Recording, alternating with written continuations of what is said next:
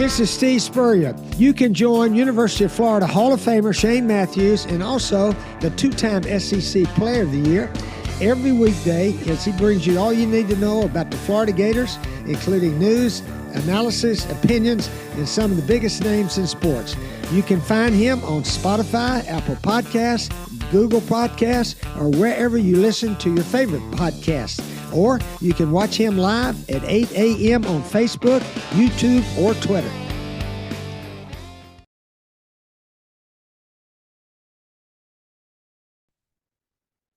Good morning. It's a live edition. It is a Friday edition, and we are 8 days away from Florida, Miami in the swamp. And we got a good show lined up for you today. We're going to have Edgar Thompson from the Orlando Sentinel. We'll also have Pizza Bill Feinberg, who's been around the Gator football program, been on this show. We're going to talk a little bit about the Miami-Florida rivalry, a lot of the games he was at, working with the Gators, and also some of the teams. We're going to talk about the 84 team a little bit. He was a big part of that. Hoping they get introduced at one of the games. A couple comments here. People talking about the uniform combination. Army Sniper says no black unis for the vets this year. I guess not. I saw that. I have no problem with the uniforms other than the blue jerseys and the orange pants is weird to me. I'm not a fan of the blue pants at all. So I think we have Pizza Bill. Pizza Bill, you there? You putting your belt on? What are you doing? I'm getting dressed, man. You don't want me to do it naked, do you? Be the first naked show. That's great. Pizza Bill, appreciate you joining us. Before we talk a little bit about the 84 team that you were around a lot, I want to get your thoughts. You've been around this program for a long, long time. Miami and Florida playing. It's been a while. They never play every year. Just talk about some of the Miami games that stand out in your mind the most. 71, the flop. The flop? The flop was fantastic. Was John Reeves the quarterback then? John Reeves to Carlos Alvarez. Yep, I was a ball boy in that game. It was fabulous. Well, for the people that don't really know much about that, kind of set up what the flop was all about. The flop was we were down in Miami and we were beating them like a drum. I believe it was like 45-8 or 37-8, whatever it was, 45. I think it was 45-8. And we're down in the old Orange Bowl. And John was close to breaking Jim Plunkett's passing record. And what happened was Harvin Clark took a punt, probably 70 yards back for a touchdown. There was about 7 minutes left in the game. And he realized what he did, and he comes over to John and apologizes. They wanted to get the offense back on the field one more time and let him throw to Carlos to break the record. And it was very interesting what had happened. Like I said, he brought the punt back, and we kick off to Miami, and they let's see if I remember correctly. I remember John threw an interception when he came out. John threw the interception to the Miami team and gave the ball back to them, and they were driving. They were on our side of the field, and I think they were at the 30. And Harvin Clark, who was the captain, called 3 timeouts, comes over to the sidelines to ask Coach Dickey, can we let him score? We want to get the ball back. Can we let him score? 3 times in a row calls timeouts. And to make a long story short, Coach Dickey says, make it look good. He was very adamant about that. I was on the sidelines as a ball boy there. He at the timeout, he says, make it look real. And the fellas proceeded to flop down. I think John Clifford was probably the only one left standing. And guys were doing poses, laying down with their arms on their helmets. And it was quite the scene. And Fran Kersey lost his mind. And at the end of the game, got the ball back. John threw, I think, a 15-yard out to Carlos and got the record. And we ended up playing down in Flipper's Pool at the end of the game. And I remember myself and Gene Conrad, I can see it like it was yesterday, boosting Carlos up the flagpole, and he shimmied all the way to the top of the flagpole, to the top of the Orange Bowl flagpole. And the crowd in Miami was so pro Carlos. I mean, it was a tremendous amount of Cuban people had come to watch him play, and they were going nuts. So it was a lot of fun. I always remember the games in the Orange Bowl another year we went down there and they broke into the truck and stole all our backup jerseys. So we had to make do with what we had. They broke into the U-Haul truck and we had parked it against the wall and they still got in. So Miami is plenty of stories, Florida Miami games. Yeah, I don't know much about that. I never played against the Canes. Obviously, in the 90s, Florida State and Miami were in their heyday. Tell us a little bit about, obviously the Orange Bowl's torn down now, but what was it like playing, or being on the sidelines there with the Gators, playing in the Orange Bowl? Being on the sideline with the Gators was an honor and a treat. I was able to do it for 16 years, and Bud Fernandez and Sarge Bannister, the two equipment managers, Sarge Bannister in the late 60s, and Bud Fernandez from 1971 all the way up to 2006, were very good to me, and they allowed me to, as a 12 to 18-year-old, and then when I got into college, they kept me around for 4 years, and then after I left school, they kept me around. So I had a lot of fun and a lot of great memories. The Orange Bowl, always going to the Orange Bowl was a treat. We didn't have a 53-foot semi with drivers. The student managers hopped in the rented U-Haul that we picked up on a Thursday night or a Friday morning and slung all the players' bags in the back and literally drove it down there with a golf credit card and $25 in your pocket to grab a hamburger or whatever on the way down. And that was it. No turnpikes, no nothing. The turnpikes were just opening up. And it was slow go, 50 miles an hour in that U-Haul truck. So you're looking at 6 or 7 hours if you're lucky at 50 miles an hour. But playing Miami, I think they should go on the schedule every year. It was a great rivalry back in my day, and totally enjoyed it. It was just a fabulous rivalry, and a lot of the guys who I met during the North-South All-Star game, which was very prevalent in Gainesville back in the 70s, you either went to Florida State, or Miami, and you'd see those guys and those relationships. I can still remember Reuben Carter shaking his hand after the game, and a lot of those Miami players from back in the mid to late 70s, we had good relationships with. Barone wants me to ask you here on YouTube, brought to you by Quality Plumbing. Can you ask Bill, if Miami was in the SEC this year, where do you think you would rank them? They'd be the 17th team. Where would you rank them? You haven't probably watched them. None of us know anything about Miami. All I know is they went 7-6 last year. Okay. Right. And everybody's giving them a lot of love, saying they're going to be in the playoffs. But playing week in and week out, Pizza, as you know, in the SEC is brutal. Absolutely. And I think Miami would be a middle of the pack team, if not, maybe 10 and below. Excuse me. There's so many good teams, and adding Texas and Oklahoma, man, it's going to be just a brutal situation. You're bringing in the cream of the crop, and it's just one of those things, man, where we're going to have to get better, and the other schools are spending money, and they're doing what it takes. It's become NFL light as far as I'm concerned. So Miami will have to step up its game. And I understand John Ruiz's company's having financial problems, so I don't know if their NIL is going to be as good as they say it was. So that'll be interesting. Silverback Concrete builds firm foundations for generations. You stand on it. We stand by it. We got Pizza Bill Feinberg here, who's been around the Gator football program a long time. Andy has a question for you here on Facebook Live, brought to you by Mellon Law. Is there a Gator player that you befriended back in the day that you still keep in contact with? Oh, dozens. Unfortunately, the guys that raised me as a kid, John Reeves and Tommy Durrance, they passed on. And I was very close with them when they were alive after their careers. John was in real estate in Tampa, and Tommy ran asphalt company in Daytona Beach, and always stayed in touch with them. Would go to the Silver 60s reunions, and when I got old enough and was in better shape, we were able to do the Super 70s reunions back in the 80s and 90s. So touch base with a lot of guys. Touch base with me, looking for tickets, looking for whatever they need. I've become the conduit kind of there, and turning things over to Savannah Bailey and Stephen Ali at GatorMade. This is probably my last season doing it full time. I always stay in touch with my old guys because I love the players. But Coach Napier has instituted this GatorMade program, which is what we wanted to do many, many years ago. Literally after I graduated at Florida, we started doing things like that and keeping guys in the loop and networking with them. And Savannah Bailey and Stephen Ali have done a wonderful job in the 3 seasons that they've been here. And Savannah's got it up and running, and ask everybody to support them, not only financially, but if there's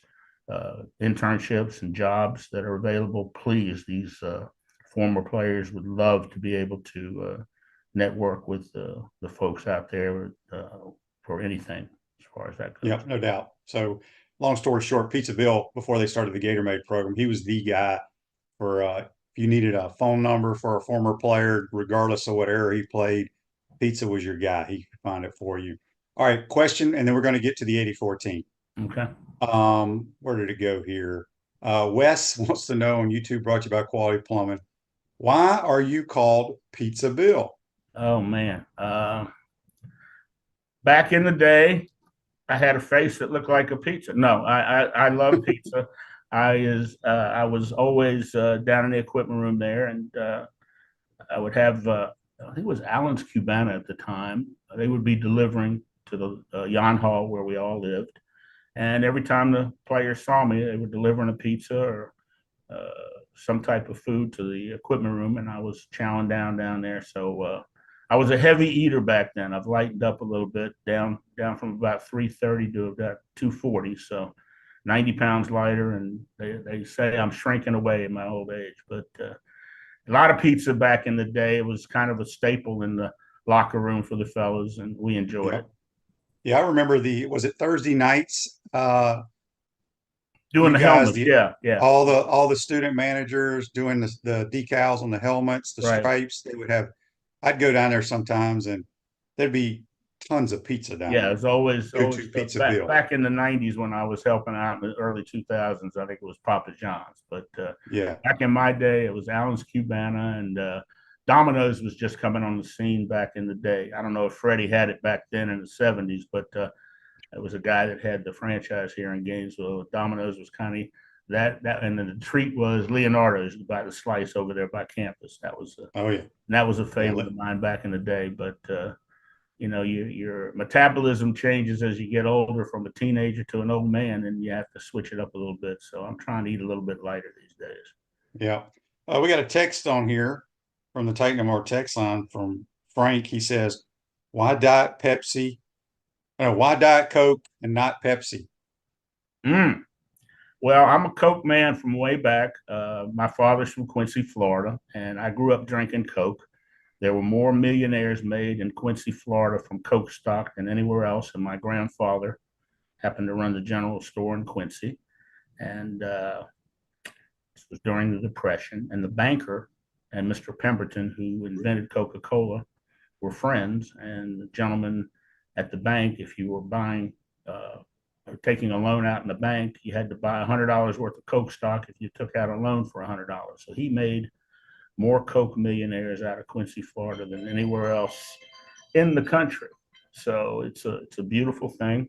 And I've been a Coke shareholder since I was about, I think I was born. I got some shares when I was born from my grandmother, and just been reinvesting the dividends, and it's worked out for me. And Pepsi's a fine company. I own Yum stock, and it's worked out very well for me also. So keep investing and reinvesting those dividends, and you can retire early.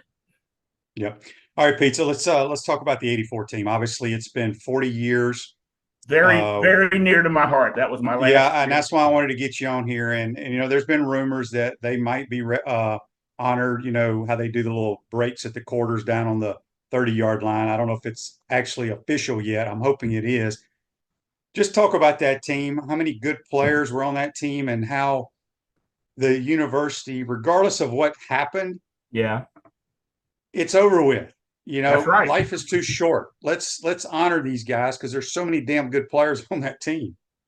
Well, it's funny you mentioned that. I'm breaking out my press guides because I've got to remember all the names. And like I said, we had such a good group of guys. But I think the '84 team and '85 teams, both 9-1-1, were fabulous teams. But you got to start back in '79 when Coach Pell came to understand the history. And Coach Pell did something that I think Coach Napier should have done that he didn't do. And Coach Pell came in the end of '78, and he cleaned house of all of Coach Dickey's players for the most part. There were very few remaining players on the '79 team that went 0-10-1. Coach Pell chose to start a lot of the younger guys that he had recruited. And the saying goes, he cleaned out a lot of the nut grass, and a lot of the old players will understand that term. It's kind of going through and weeding out the weeds to let the grass grow and kind of prosper. And that's what he did. And he took advantage of that. And we went from 0-10-1 to 8-4 in 1980. So I credit the 79, 80, 81, 82 teams, which was that 4-year, and 83, that group there, who really started the ball rolling. And Coach Pell knew what he was doing. He did some wonderful things. He rebuilt the dorm. He brought in new furniture, new beds for the players. I mean, he really was a player's coach and did marvelous things. Unfortunately, he was saddled with a lot of NCAA investigation and issues. I read the report every couple of years just to refresh myself. It's about 86 pages, and I take it out, and you can still see the magic marker where it's redacted.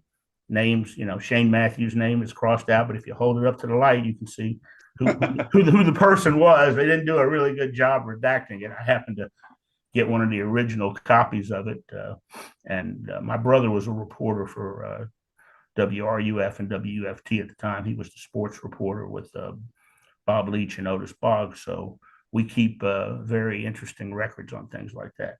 But you had guys like Scott Armstrong and Neil Anderson and Lorenzo Hampton and Lomas Brown and Phil Bromley, Crawford Kerr, my goodness, Billy Henson on the line, and all these guys, Walter Odom at tight end, Tom Petty at tight end, Rodney Billett. I mean, guys that don't get Vernell Brown Sr. from my high school, Gainesville High School. And you had a lot of guys like Greg Burden and Greg Cleveland, Reggie Corlew, who's a judge here in Florida, and all these guys that Ray Criswell that participated, David Nardoni. I mean, it's just the list goes on and on of guys. Derek Crudup was here before he transferred to Oklahoma as a quarterback. And Kerwin came in, I think he was about 8th or 9th on the depth chart, kind of similar to your situation.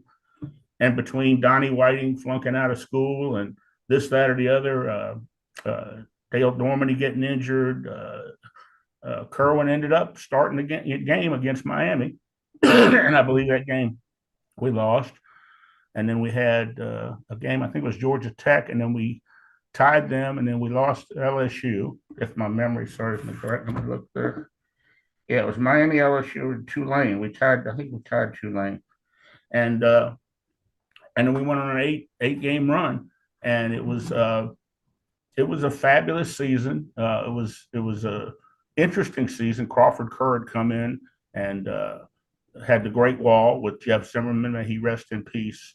And the problem was some of these guys had alumni who were very, very involved. And if you were from Tampa, it was kind of a Tampa group of guys who would come to the games and they would take care of you. I mean, you got $10 meal money after the games, which was not a whole bunch. And might have been 20 in your era, but in my era, you got a 10. They didn't give me any money after the damn game. You got no money after the game for meals? I don't think so. I can't remember. I'll have to ask my teammates. Check Maybe they stole my money. But Jeremy Foley used to sit at a table and hand out $10 bills, and you had to sign to get your 10 there after the game, and that got you a pizza or got you a couple of hamburgers, or you went out and got a couple of beers after the game. So whatever it was, you had that situation. So you had the Tampa, let's just for argument's sake, boosters. You had the Orlando boosters. You had people in all these small towns, and the players were from everywhere. In Florida, there was very few out-of-state players. So those boosters, Charlie Pell was smart enough to bring those money people in after the game, and they'd come in and shake your hand, or they'd buy your season tickets from you, or whatever it took. And a lot of those infractions back in those days were illegal. Today, I can take whoever I want out to lunch or dinner, and it's not an infraction. I can, get them a pair of shoes, and it's not an infraction. And hell, they're making more money than I ever made in my life right now. So it's a great deal. These players want for nothing. They're taken care of, and they get fantastic benefits. I wish I had a benefits package like that back in the day growing up. So as an Yeah, no 18, doubt. 19-year-old, it's quite a benefits package. Yeah, it is. So, a lot of people have been chiming on here that they need to put, on the wall first in the SEC. How we had that for a while under Coach Spurrier for the 90 Yep. team. Yep. I don't know why in the world, in today's sports, today's college athletics, why they can't put first in the SEC for 84, first in the SEC for 90. You agree? Yes, absolutely. And we have been politicking, and it is a political decision. There's no doubt about it. And the powers that be are going to have to make that decision. I think that it should go up on the wall. The 84 and the 90 teams should go up on the wall. The SEC championships, like the rest of the teams, it should go in the indoor practice facility. It should be all the records should be reinstated that were deleted. Some guys were asked to give back their rings. Everybody that doesn't get a ring, whether it was managers, trainers, players, should be issued a new ring for their efforts in 84 and 85. And I think the university, in order to right the wrong, they need to bring these players back, recognize them, and for more than 30 seconds standing out there, they need to do a little bit of retrospective. I mean, it's 40 years. You probably lost close to 20 players have deceased off of that team, and it's you got guys like Alonzo Johnson, Jeff Zimmerman. The list is pretty deep as far as just deceased guys from that group, and it's a shame that they weren't able to be there with the teammates, and we didn't do anything about it till now. We've been working on this quite a while, last probably 10 years, and we've been turned down numerous times. Yeah, and there's a lot of guys that played on the 84 team, but like graduated 87. Yeah. I came in 88, and I've gotten to know a lot of those guys. A lot of them played in the NFL, obviously, but Pizza, they just it bothers me because they have a bad taste in their mouth about Absolutely. They do not participate at all. It's very difficult. They'll take my calls. They'll talk to me. They'll go, Bill, love to come back. If it was you, I'd do it for you in a heartbeat. But there is a tremendous amount of bad blood, and it's a shame. There's a lot of NFL guys. You got guys like Duhart, and Rondy Weston was back for the barbecue last week. I had a nice long talk with him. Generous guy, gave one of his kidneys to Tommy Duhart. I mean, these guys were teammates. They did a lot for each other even after college, and it's very important, I think, that these guys get their day in the sunshine, and I'm hoping they'll do it the Kentucky game, which was the game they won the championship up there in Lexington. And I can still remember the pilot dipping the plane over the stadium. That was pretty cool. And there was probably 25, 30,000 people in the stands. And my father went to school here in World War II. And the battle cry was wait till next year. And I remember going there, him and my brother and I being in the stands, and Lorenzo Hampton and Neil and all those guys were there on the field. And it was a great feel-good moment at the time. And I just think the NCAA back then was very zealous in the way they enforced things. And a lot of it, I'll tell you, Shane, I'll take full blame, because I gave out enough T-shirts and shorts back in the day when a recruit was coming through and they wanted to work him out in the weight room or wherever. We dressed him out, which was an infraction back in those days. You couldn't even give him a jock strap or a towel, which to me was ridiculous. And if Shane Matthews is being recruited out of Mississippi, we tried to take care of him. And, I might have taken him up to Yon Hall to have a meal there and at the training table, or taking him out that night at Nichols Alley or wherever we went back in the day, and bought him a nickel beer and said, welcome to Gainesville. This is what it's like. And it was a great time. A lot of interesting coaches, Phil Maggio, Larry Kirksey, the late Mike Hermedinger. I mean, Hoss Adams, you can't forget Hoss Adams, and Joe Kynes on the defense. I mean, these guys Pell brought some of them from Clemson with him, and it was a cast of characters. It was a great time. It really, in Gator football, being around it in the early 80s when the switch over from Coach Dickey to Coach Pell was a fun time, and he was making tremendous strides to put us on the map football-wise on a regular basis. All right, last thing for you. Someone on here, I can't find it now, but they want to know how many packs of cigarettes during a game did Charlie Pell smoke? Interesting. I didn't let him smoke a whole lot because I was in charge of his Vantage Blues and his lighter. I kept them in my pocket, along with a very little known fact. Charlie Pell had a good luck charm, and it was an Ohio Buckeye. And I will never forget this story. I guess it was 81 or 82. And we're getting ready to play Georgia in Jacksonville. And literally, he had me run into the locker room to get the Buckeye out of his dress pants because he had forgotten it.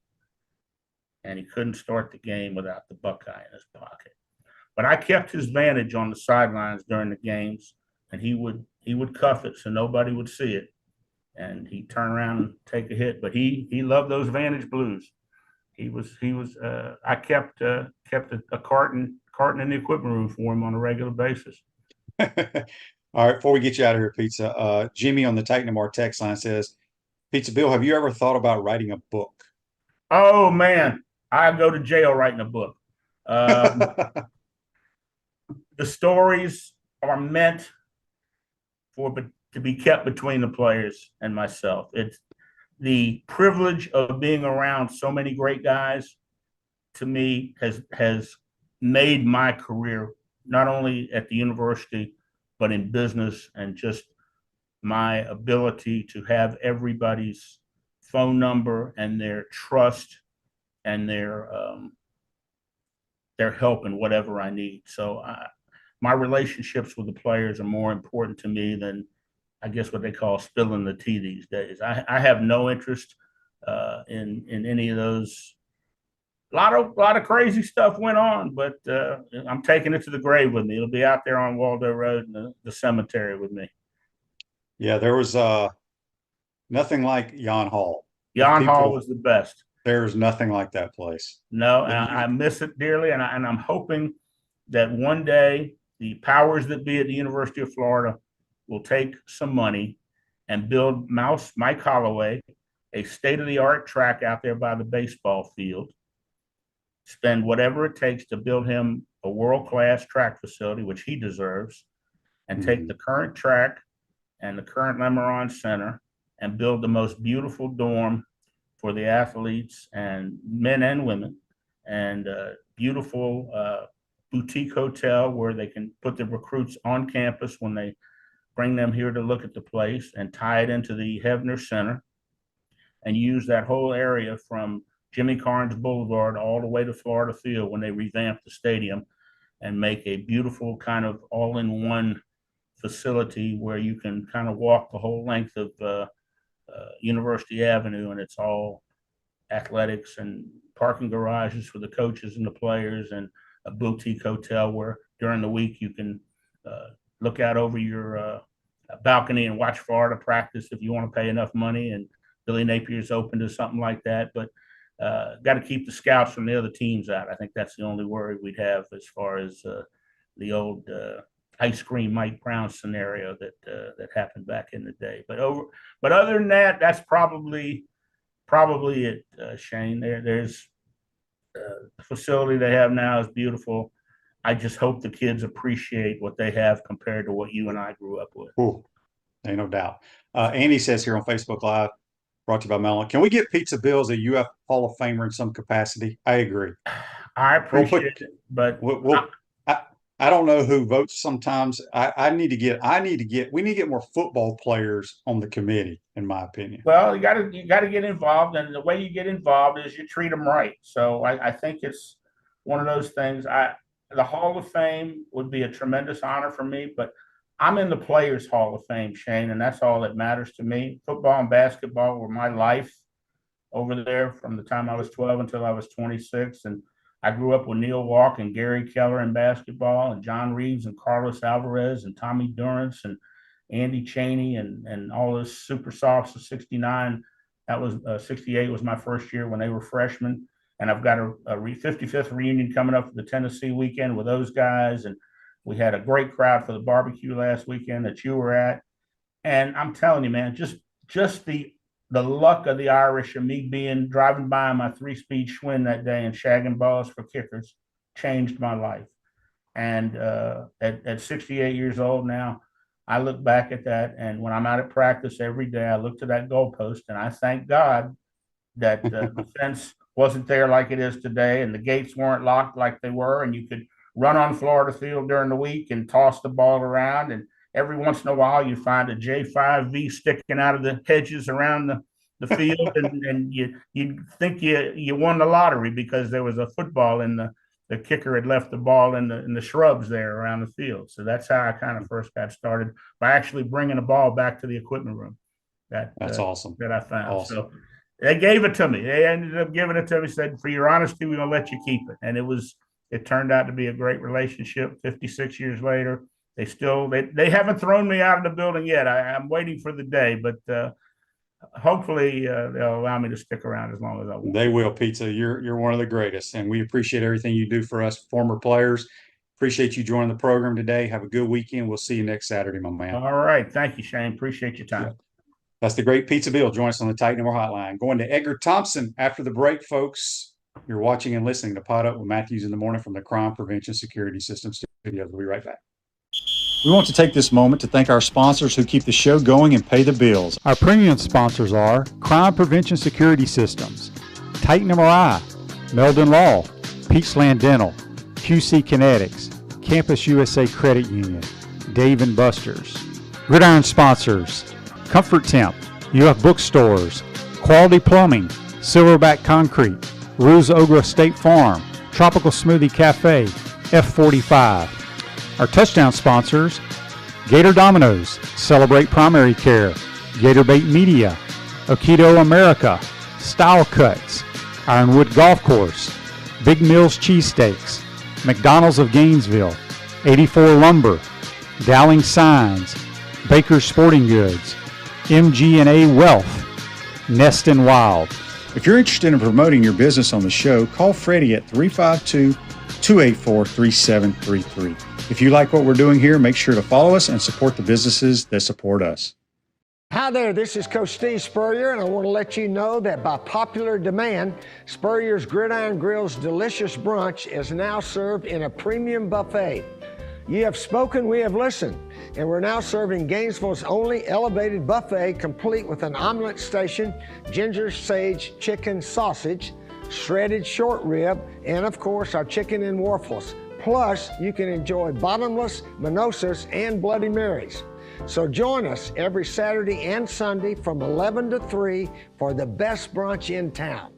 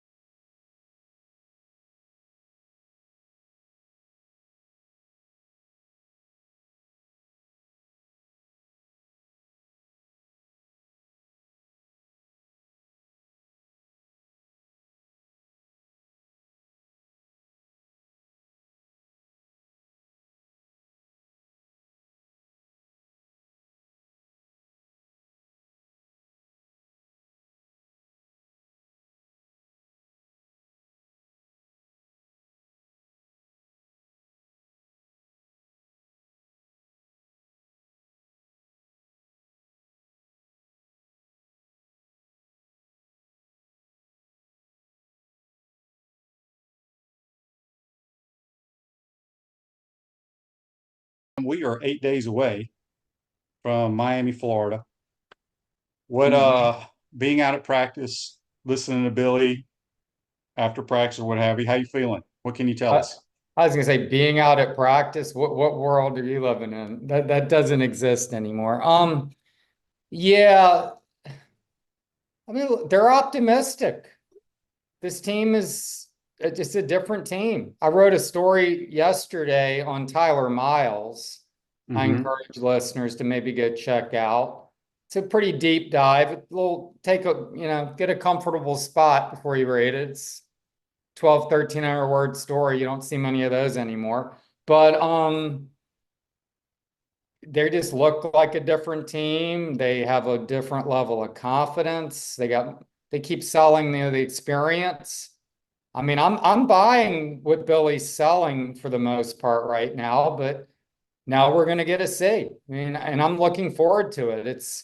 I was talking to Scott Carter yesterday about something. He's trying to help me get my Twitter account back. That's now a month gone. I mean, my Twitter account's been non-existent for a month, and he's trying to help me out. And he's like, look, man, I've been doing this a long time as I have. And I don't get that excited about game seasons as much as I used to when you're young. He said, I'm pretty excited about this opener. I am too. It's going to be rocking in there. It's going to be high stakes, electric, a lot on the line. And I still don't think that if the Gators lose the game, I don't want to start talking about, scenarios if they lose. But if they do, they got to split the A&M Miami games. They have to split those games. But it would be great to sweep them. You sweep those games, and then you might be onto something. Yeah, I think it's crucial to win them both. I'm sticking to my 5-0 start. I know the 4 games are at home, one's at Mississippi State, and they can cause some problems due to their offense. But it's a new coach, a lot of new players. We'll see. But in my opinion, we need to start 5-0. Well, Edgar, of course, that's ideal. Yeah.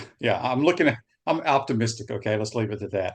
From a health standpoint, I know they'll talk more about it this week. I think they got into actually preparing for Miami, if I read Billy's quotes correct. What is today? Did they start with Miami yesterday, or they start with Miami today? They started yesterday based on the schedule, which is kind of weird. Last year, they began week 1 on Thursday because they had a Thursday game and at Utah, right? So I thought they just cookie cuttered the schedule and sent it to us because they just transitioned to a new PR head, Scott Burns, who's been doing a great job, but good guy. And I just figured that was the case, but no, they're started week 1 kind of yesterday, oddly. And I'm sure they'll have a day off on a Sunday or whatever, and then kind of ramp it back up Monday. However they do it, but it did. They're beginning preparations in earnest now. I'm sure they've been chipping away at Miami, though. Oh, they've been doing it all summer long. They just don't. What you do as a coach, you don't really. You're implementing you've been watching tape all summer on Miami, as the players have, but they've been installing stuff that they feel like we need this for the Miami game, and they just install it during these scrimmages throughout the training camp. Kids don't really know that, but that's what they do. Now they'll really hone in on the personnel of Miami and where they can take advantage of things of that nature. From a injury standpoint, what is the latest? Have we heard anything from Montreal Johnson? I mean, good coaches, Shane, I'm sure you can go back. They don't necessarily tell you what they're doing, and then you're kind of like, oh, okay. Right? Yep. So, yeah, Montreal, we saw him jogging on the treadmill 2 weeks ago with a football tucked in full equipment. He was progressing then, 10 days ago, let's say. You got to think he's still progressing, and whether that's going to be enough for them to have him shoulder the load against Miami. I mean, you need him for the season, not just one game. If he's dinged up or having if having any discomfort at all, do you rush him back? You got a stable of running backs. Trayon Webb, I think they're very happy with. They feel Billy says he's the best at protection, which tells you right off the get-go how important those kinds of things are to coaches, fans, and the average person. Maybe a lot of people do, but not everyone is like, oh God, he's good in pass protection. And that was the one thing that, Trevor Etienne kept getting, dinged for last year. I think 2 of those sacks against Utah, you could kind of put on him, at least one of them, and of the 5. And, but God, man, this Jaden Baugh kid is so impressive looking. And Katie Daniels, you love. And then Jacoby Jackson is been popping, and he looks the part. So I mean, he's got some stature. I mean, he's, got some size and height and length. So you got a lot of options, and it makes you wonder, how these coaches decide who gets the ball and how the kids remain copacetic about who's getting carries and who's not. I mean, it's a good problem to have, as Billy likes to say, but that's the one position where they're really deep.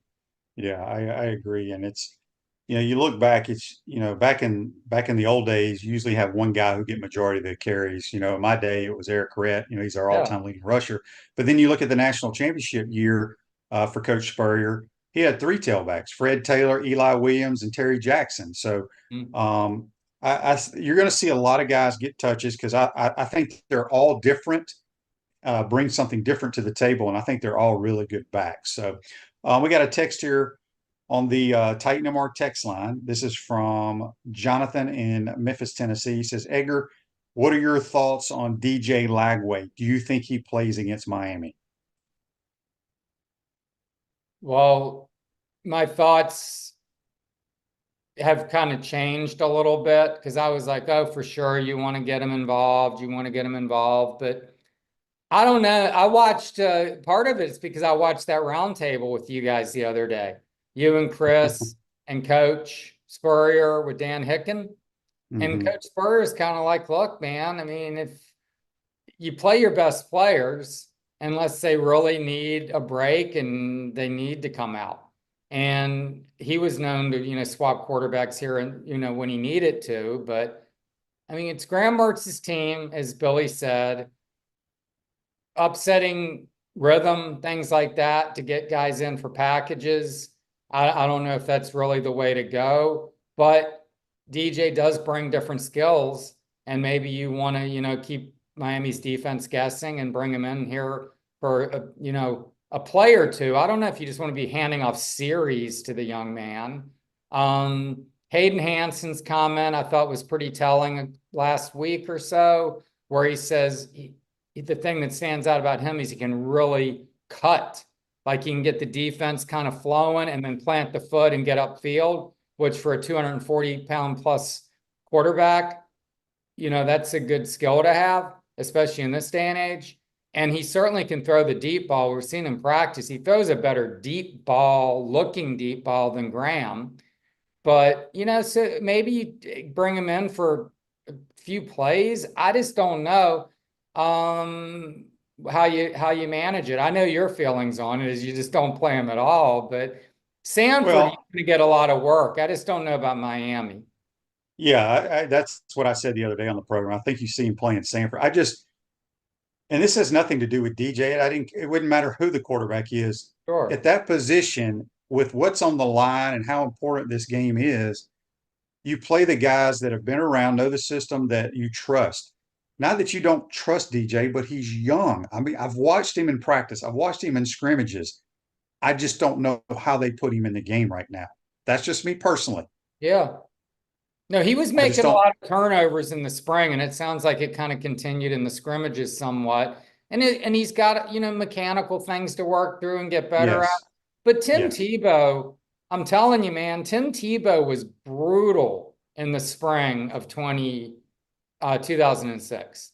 I mean, he had like this kick. He looked like Bob Gibson falling off the side of the mound when he threw the ball. He'd take off running. He didn't look fast.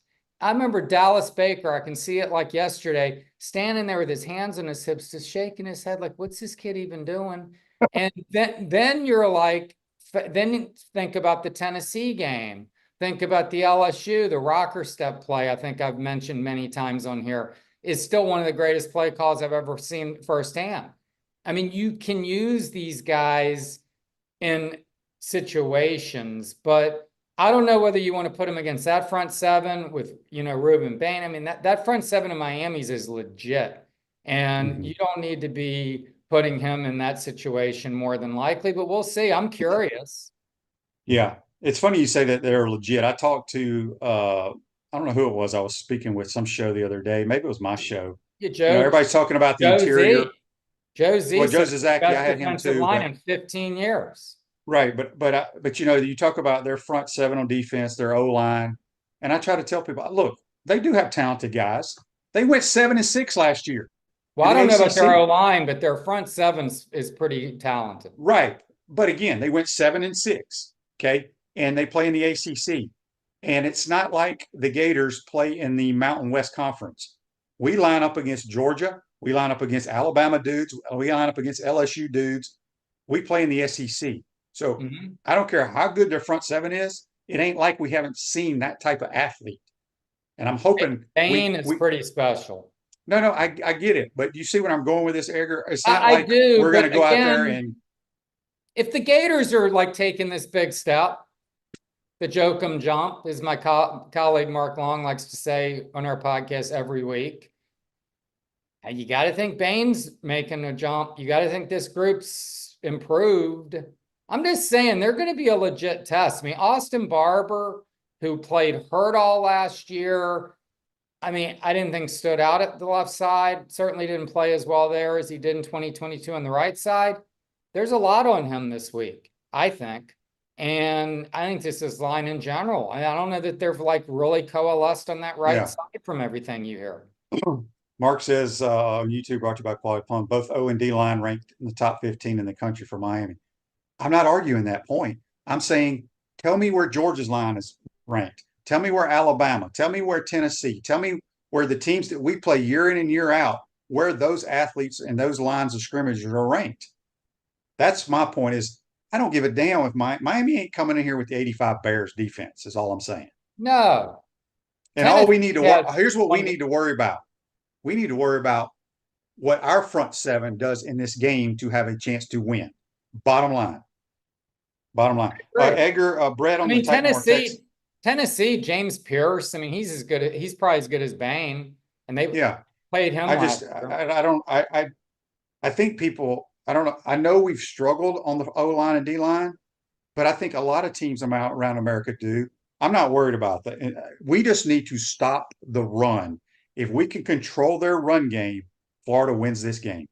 Make Cam Ward throw the ball a bunch.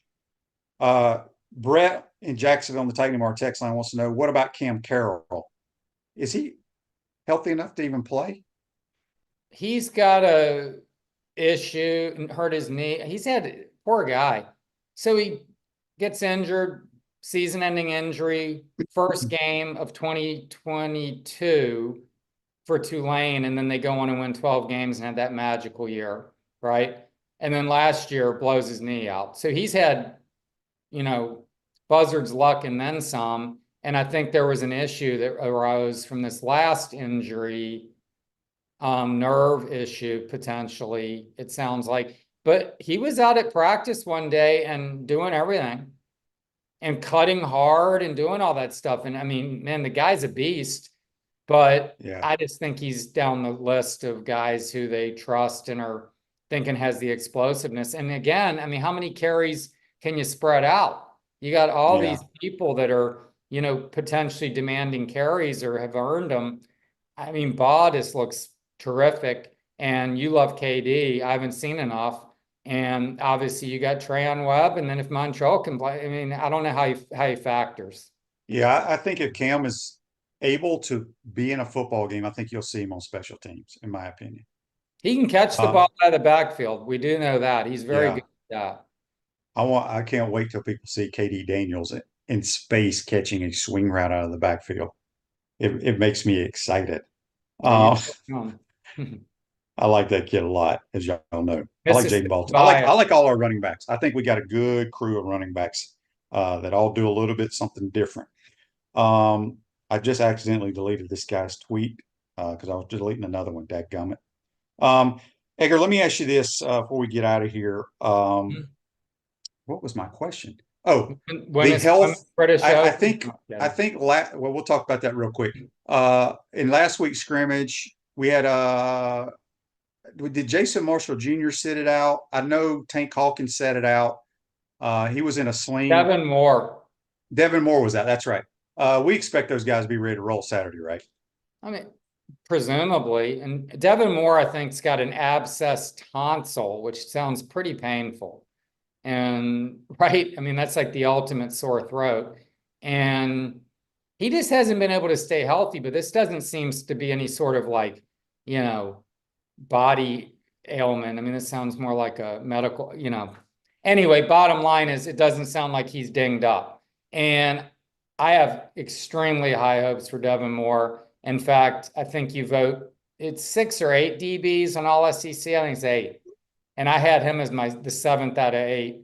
I didn't vote Jason Marshall on. I think Jason Marshall's got a lot to prove. I think he can. It sounds like he's increased his speed tremendously, which has kind of always been one of the knocks on him. Devin Moore, man, I think he's really talented. And if he can stay healthy and he's really built his body up, Tank Hawkins is just a weapon. I mean, the first scrimmage, he had 2 touchdowns. He's got incredible speed. So I don't know who's dinged up. We'll find out Monday. I mean, Montrell Johnson's the one top of the list. Yeah, no doubt. All right, before we get you out of here, talk a little women's golf. They're over there. Where are they playing? The old course? Yeah, they're playing St. Andrews, which is just I have it on. I mean, it's sunny. The winds are just howling. Nelly Corder shot 68 today. She got 3-shot lead on Charlie Hull and Lilia Vu. I mean, the leaderboard's terrific. Lydia Coe's 3 under, so she's 5 back. But Charlie Hull birdied the last hole, as did Nelly. That's a pretty easy hole. But, I mean, look, it's going to be great. The old course with the women on it. The men just overpower that course. They're just hitting wedge all day. The women actually, it's like playing like you would play for the normal person. And the winds are whipping. And they're talking about gusts up to 35, 40 miles an hour this weekend, maybe. So it's, it's that great Scottish Linksland golf, man. It's going to be, I haven't watched hardly any of it. I've been trying to work and I got things to clear the deck, but I'm going to tune in Sunday at least. Yeah, I'll check it out too. I forgot it was on, quite honestly. Edgar, good stuff as always. Have you run your article on Tyler? Yeah, it's out on the Orlando Sentinel website, and give it a read, listeners, if you can. I mean, the guy's fascinating. I wrote all about his coming up on a farm as a kid and just the work ethic he has and what he demands of players. And, the assignment it's like Tyreek Sapp, look, he had an assignment to have and he's executed it. And he told us it wouldn't be easy, and it hasn't been, but they just look like a different team, and the numbers say it. The eyeball test says it. And now we'll see if it translates to the field. Yep. Got to go win a football game. No question about it. Edgar, good stuff as always, my friend. We'll talk to you next week. Thanks, Shane. That's Edgar Thompson from the Orlando Sentinel. Join us on the Titan More Hotline, courtesy of Comfort 10. Live a healthier lifestyle with our bold, flavorful smoothies and our amazing food. Tropical smoothie. When you eat better, you feel better. Hope everybody feels better this weekend. Gets ready to roll for next weekend. We'll be ready to roll here on Monday morning, getting ready for the Canes. Have a great weekend, folks. See you on Monday. Take care.